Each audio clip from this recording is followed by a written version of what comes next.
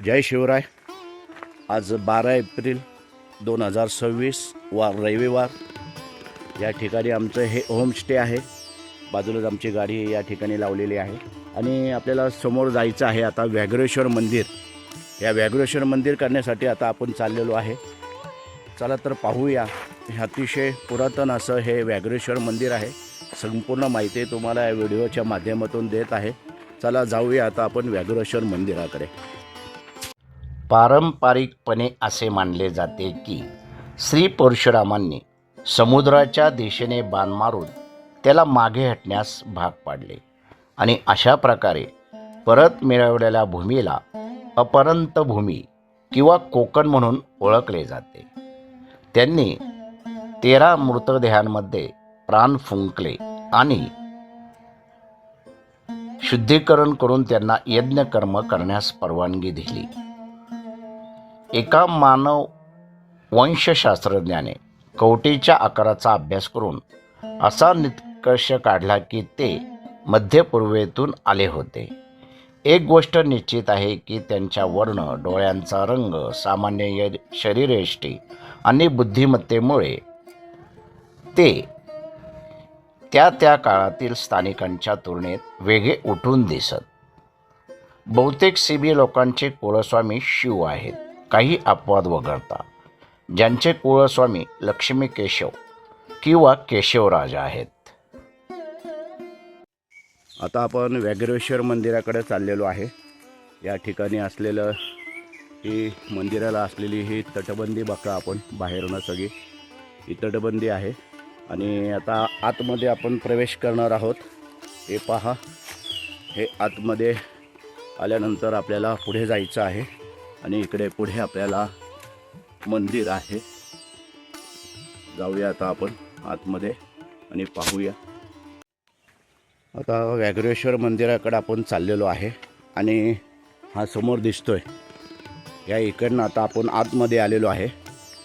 आम्ही समोरच आमचा होमस्टे, हे आमची गाडी बघा समोर दिसते, तिथंच आमचा होमस्टे आहे बाजूलाच लगेच आणि तिकडूनच आतमध्ये या व्याघ्रेश्वर मंदिराला येण्यासाठी ही वाट आहे आणि आता आपण जाऊया मंदिराचं दर्शन घेऊया आपण या ठिकाणी।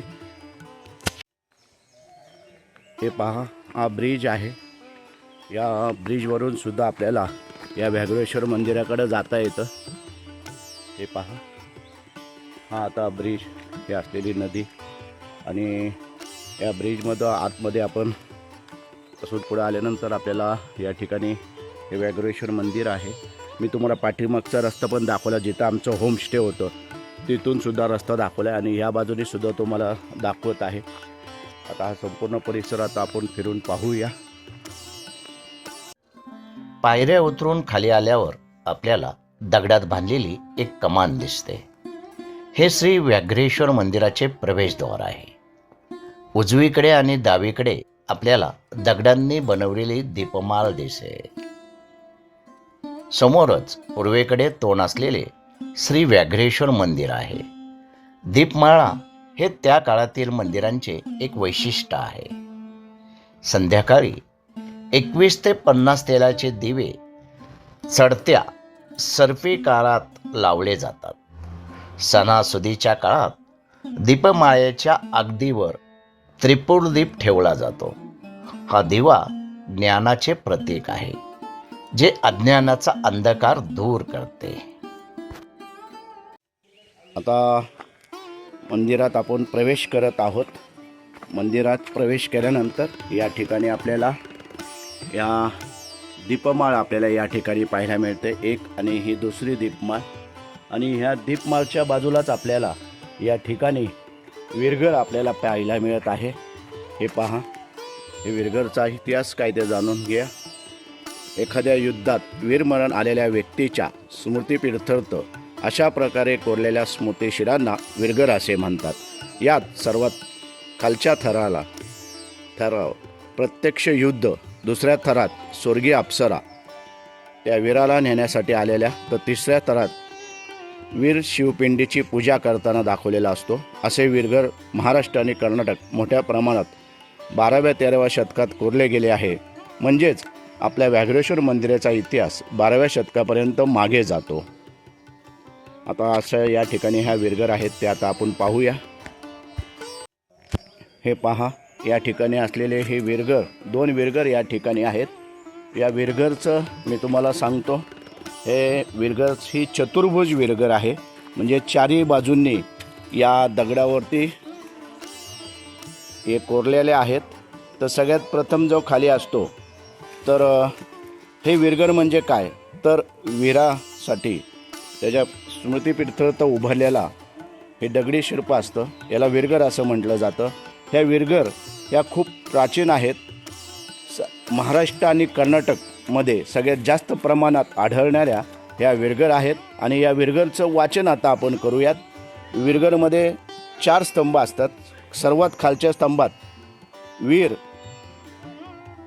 कशा प्रकारे तो लढाई करताना किंवा अजून कुठल्या प्रकारे असं दाखवलेलं आहे. सगळ्यात प्रथम खाली वीराची लढाई तो कोणत्या कारणासाठी गेलेला आहे ते दाखवतात. आणि त्याच्यानंतर त्या वीराला या ठिकाणी अप्सरा घेऊन जाताना दिसतात. आणि सगळ्यात वरच्या ठिकाणी या ठिकाणी त्या शंकराच्या पिंडीचा त्या ठिकाणी त्याला पूजा करण्याचा मान मिळालेला असतो. आणि काही विरगरमध्ये वरच्या भागात चंद्र आणि सूर्य असतात.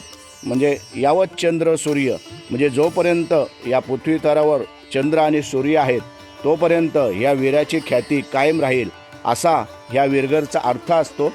या ठिकाणी 2 विरगर आपल्याला पाहायला मिळत आहेत. आणि आता आपण विरगर पाहून मुख्य मंदिरात जात आहोत.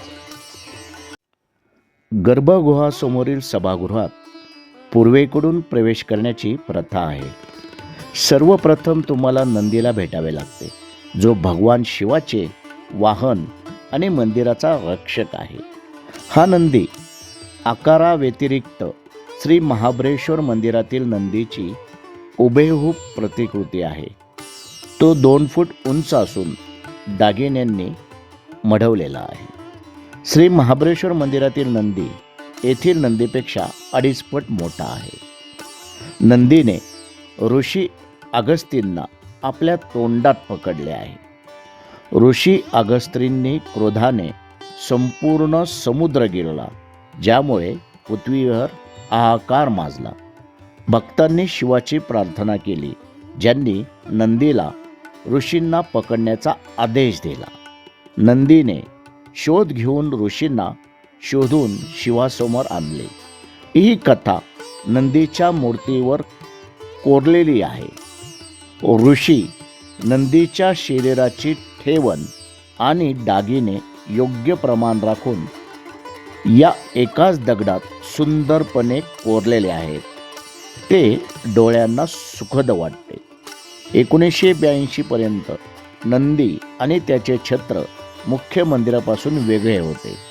आता श्री व्याघ्रेश्वर कुलस्वामी परिवाराने बांधलेल्या नवीन सभागृहामुळे ते मंदिराशी जोडले गेले आहेत. पिंडीचा आकार जगातील कोणत्याही अणुभट्टीच्या आकारासारखा दिसतो.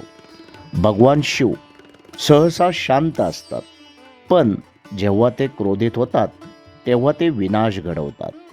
ते त्रिमूर्तींपैकी संहारकाचे प्रतीक आहेत. व्याघ्रेश्वरांची पिंडी काळ्या पाषाणाची आहे. तिच्या भोवती काळ्या पाषाणाचेच शालुंक असून ते तीर्थनाळीला जोडलेले आहे. ही नाळी बाहेरच्या बाजूला गोमुख म्हणजेच गायीच्या तोंडाच्या आकारात उघडते.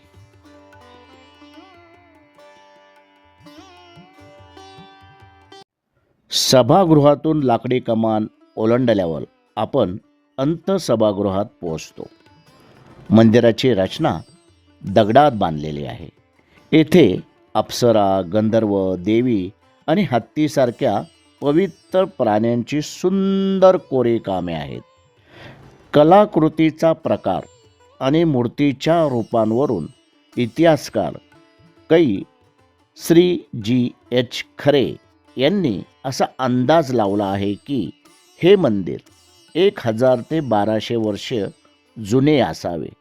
तथापि अंतपुराचे छत्रपती श्री शिवाजी महाराजांच्या काळात बांधले गेले असावे असा अंदाज आहे. यापूर्वी जंजिऱ्याच्या दक्षिणेला हाबशी मुस्लिमांचे राज्य होते. त्यांच्या आक्रमणापासून मंदिराचे रक्षण करण्यासाठी हिंदूंनी कौलारू छत बनवले. भाल संतुलित करण्यासाठी लाकडी तुळ्यांचा वापर केला गेला. या लाकडी रचनेचे वैशिष्ट्य म्हणजे त्यात खिळे किंवा पाचर वापरल्या नाहीत. 2 भाग जोडण्यासाठी कुठेही बोल्टिंग दिसत नाही.